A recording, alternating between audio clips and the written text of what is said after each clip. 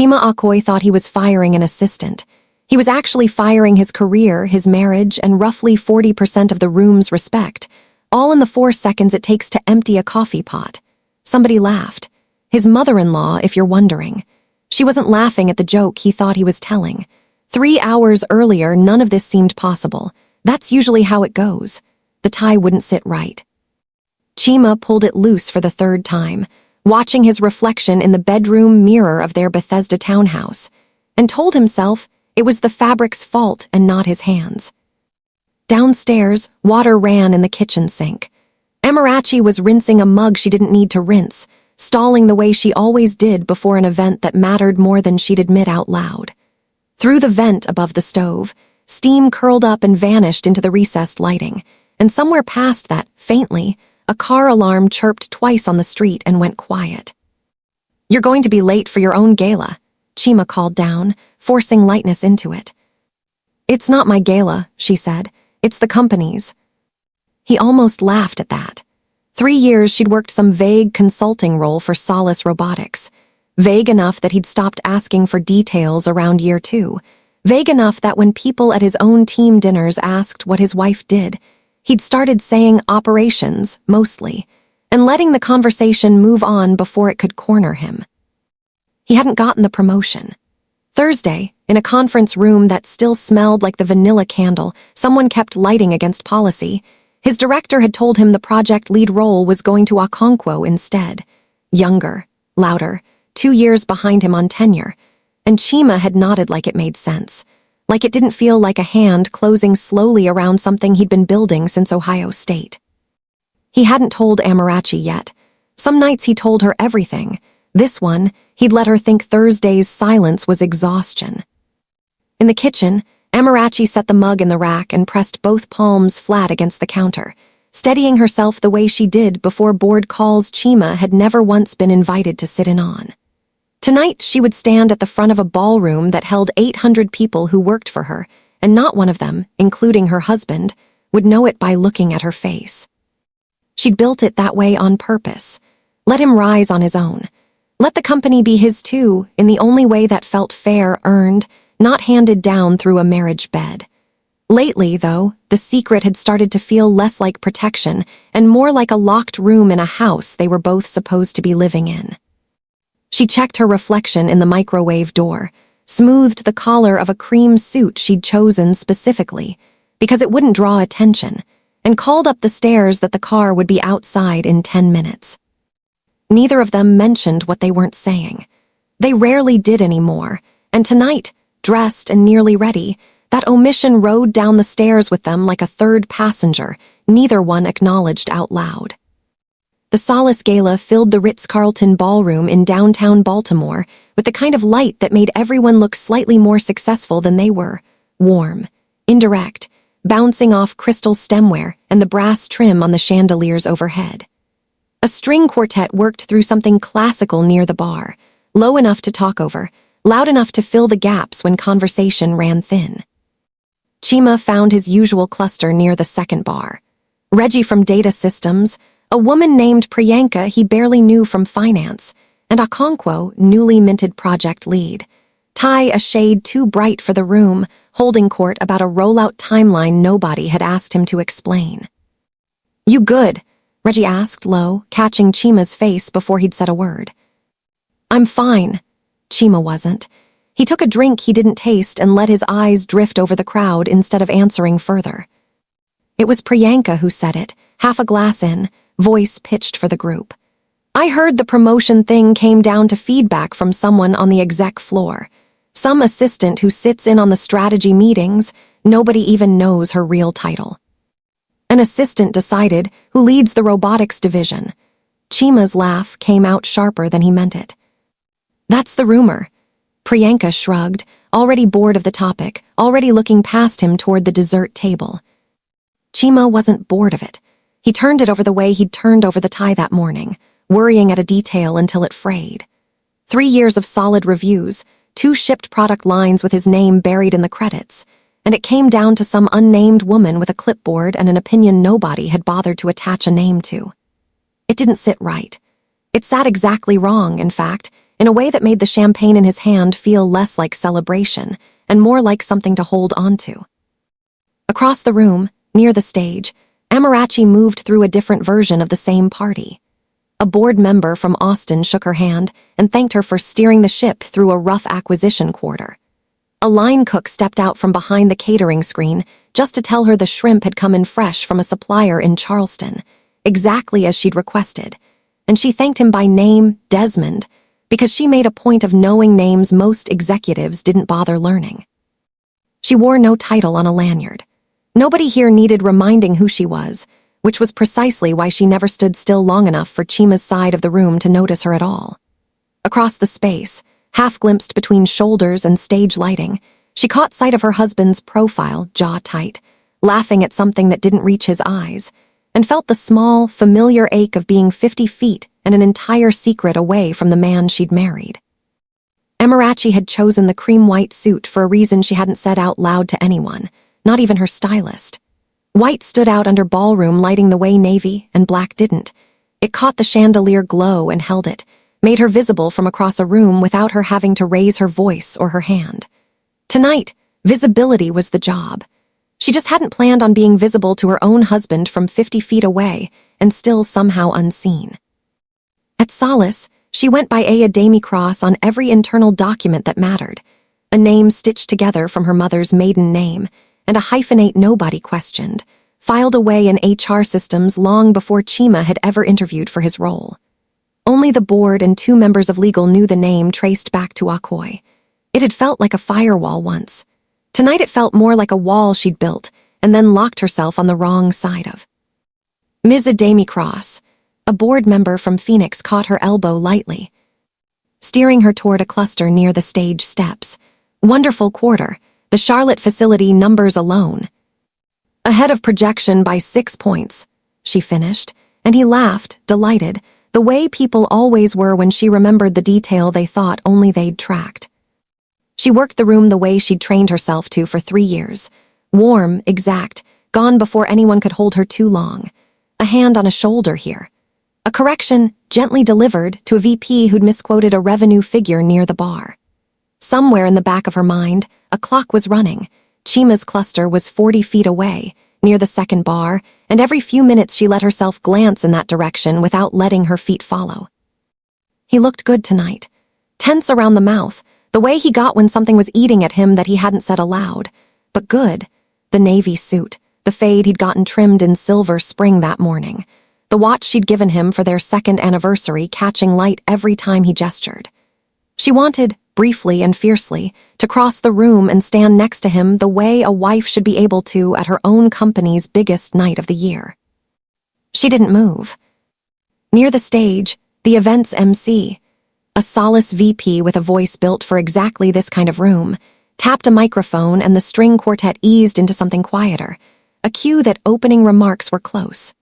Amarachi smoothed the front of her blazer, rehearsed the 4 sentences she'd give about the year's growth, and let herself believe for 1 more hour that the wall between her 2 lives could hold a little longer. It wouldn't. Across the room, Priyanka was already leaning toward Chima's ear with a name and a location, near the stage, cream suit, exactly the woman he'd been told to blame. Priyanka found Chima again near the edge of the dance floor, where the crowd thinned enough for a conversation that wasn't meant to carry. I asked around, she said, leaning in over the quartet's slow arrangement of something that used to be a pop song. The assistant, the one who sat in on your review. Chima felt his jaw set before he'd even decided to react. And cream suit, near the stage right now, actually, talking to half the board like she owns the place. Priyanka nodded toward the front of the room without quite pointing, the gesture of someone passing along gossip she hadn't bothered to verify. Reggie's cousin works in HR, said she flagged some concern about your leadership readiness after the March strategy session. That's the word she used, readiness. The word landed exactly where it was aimed. Chima had sat through that March session, 3 hours of slide decks and a director who'd barely looked up from his laptop, and he'd walked out of it certain that it had gone fine, better than fine. He'd prepped for a week. Nobody told me feedback like that even existed, he said. Nobody tells anyone anything in this place. Priyanka shrugged, already reaching for a passing tray of something wrapped in phyllo. That's solace for you. Across the room, near the stage, a cream blazer caught the light exactly where Priyanka had gestured.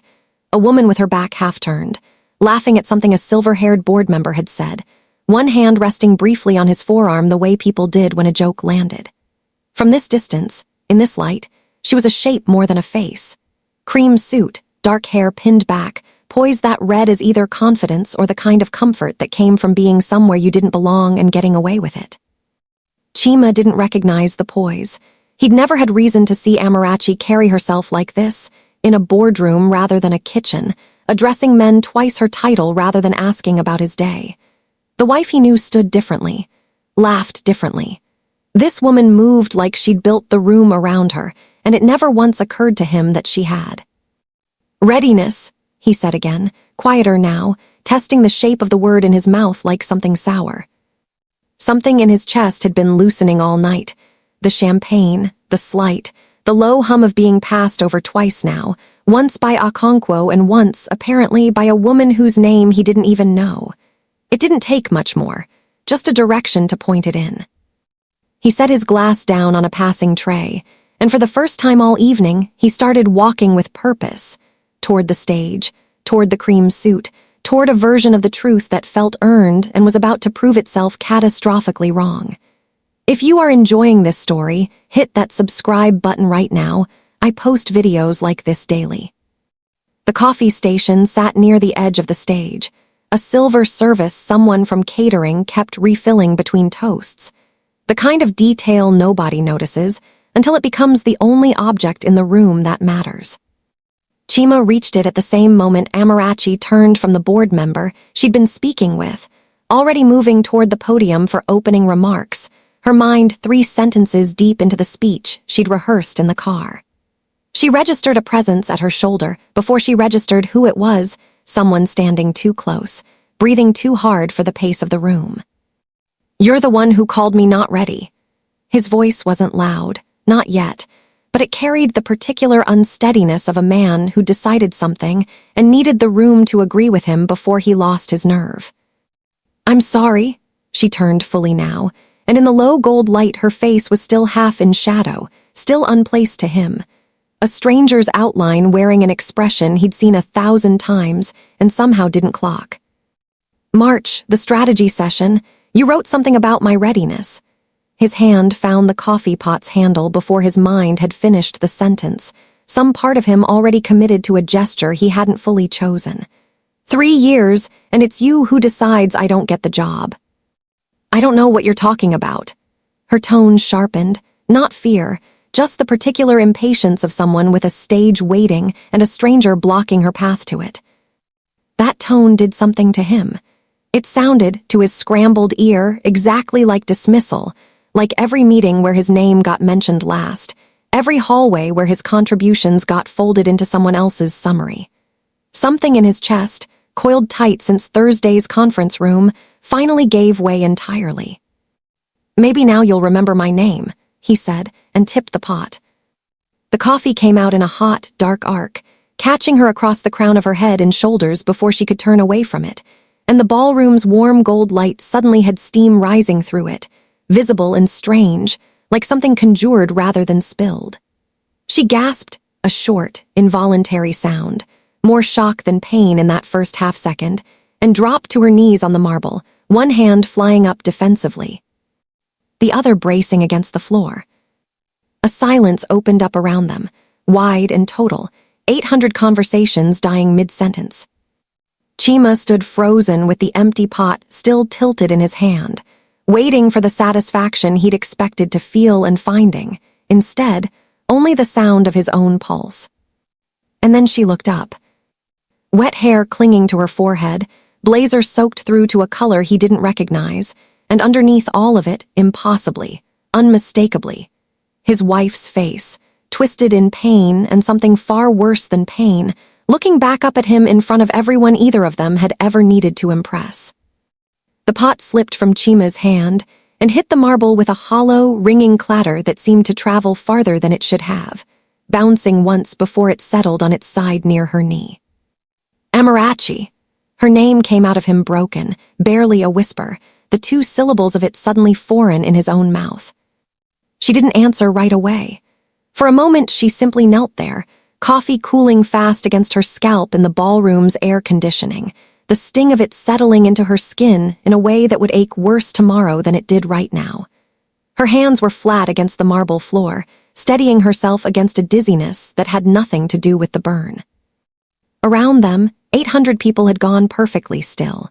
A server near the kitchen doors stood frozen with a tray of champagne flutes tilted at an angle that should have spilled, and somehow hadn't. Near the second bar, Reggie's mouth hung open around a word he never finished. Even the quartet had stopped mid-phrase, one violin bow suspended an inch above the strings. Amarachi pressed one palm against the floor and rose. She did it slowly, without theater, without the gasp or scramble the room seemed to be bracing for. Steam still lifted faintly from the shoulders of her ruined blazer, catching the chandelier light in thin, ghostly ribbons. Her hair hung wet and dark against her face. When she finally stood at her full height, soaked through, one hand pressed briefly to the reddened skin at her collarbone, she looked less like a woman who'd just been humiliated and more like someone standing at the edge of a decision. Nobody moved to help her. Nobody moved at all. Chima took a half-step forward, some instinct in him reaching for an apology his mouth hadn't caught up to yet, and stopped when she lifted one hand, not toward him, just a small, level gesture, the kind she used in board meetings when she needed a room to hold its breath for one more second. The silence stretched past the gasp that had started it, past the shock of the pour itself, into something heavier. It was the silence of 800 people doing math they didn't want to do, watching a soaked, burned woman stand up straighter than any of them expected, and beginning, one by one, to wonder if they'd misunderstood something about the night, about the room, about her. Near the stage, the MC stood frozen with the microphone still in her hand, unsure whether to speak or hand it away. Amarachi looked past her husband's shoulder, found the MC's eyes, and extended her palm.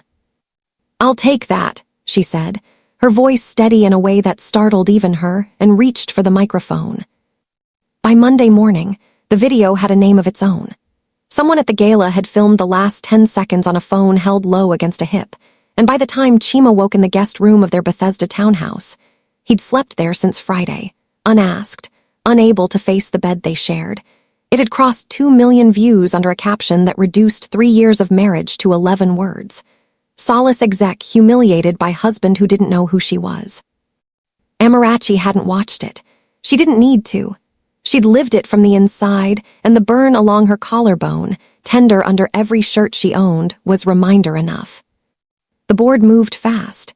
By Tuesday afternoon, HR had scheduled a call that Chima attended alone, sitting at the kitchen island in a shirt he hadn't bothered to iron, watching steam rise off coffee he couldn't make himself drink. "This isn't about Ms. Adami Cross's wishes," the HR director said, her voice clipped and careful over speakerphone. "The board views this as a serious conduct violation. Physical altercation with a company officer in a company venue in front of clients and press. We're terminating your employment effective today." "She's my wife," Chima said, as if that fact might still function as a shield. "That makes it worse, not better." A pause, papers shifting somewhere in Baltimore. "You'll receive documentation by courier." The line went dead before he could answer. Priyanka wasn't spared either. Someone in HR pulled the guest list, cross-referenced who'd been standing near Chima before the pour, and Reggie's cousin, the one who'd supposedly heard about readiness, turned out to have said nothing of the kind. The rumor had grown teeth somewhere between Priyanka's mouth and Chima's ear, gaining detail with every retelling, and now it cost her a formal warning and a demotion out of the finance floor entirely. "I was just talking," she told Reggie later, in the parking garage, her voice thin against the concrete echo. "I didn't pour anything on anyone." "You handed him the match," Reggie said. "Where he struck it is on him, but you handed it over." Neither of them mentioned Okonkwo, who'd said nothing that night and said nothing since, though people had started watching him differently too. The golden boy of a promotion now shadowed by a scandal he hadn't caused and couldn't seem to shake. At the townhouse, Chima sat with a termination letter he hadn't opened, listening to the dishwasher cycle through its final rinse in a kitchen suddenly too quiet for two people who no longer knew how to be in it together. Upstairs, Amarachi stood at the bedroom window, phone in hand, staring at a text from legal that read, "She wants to see you, tonight, alone." The restaurant Amarachi chose sat 2 blocks off the harbor in Annapolis, small enough that nobody would recognize her without the cream suit and the stage lighting. Rain had started somewhere over the bay that afternoon, and it tapped steadily against the window by their table, a sound that filled the gaps neither of them rushed to fill with words. 3 weeks had changed him. Chima had lost weight he hadn't meant to lose, and his hands, wrapped around a water glass he wasn't drinking from, looked older than 34. "You look tired," Amarachi said finally. "I've had time." He almost laughed, but it caught somewhere in his chest before it reached his mouth. "Turns out unemployment gives you plenty of it." She didn't flinch at that, though the barb had clearly been aimed at her, or at the company, or at whatever version of the story he was still carrying around like a stone in his pocket. Instead, she turned her water glass a quarter turn on the tablecloth.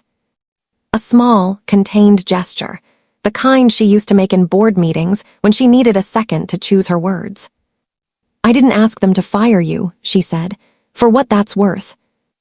"I know."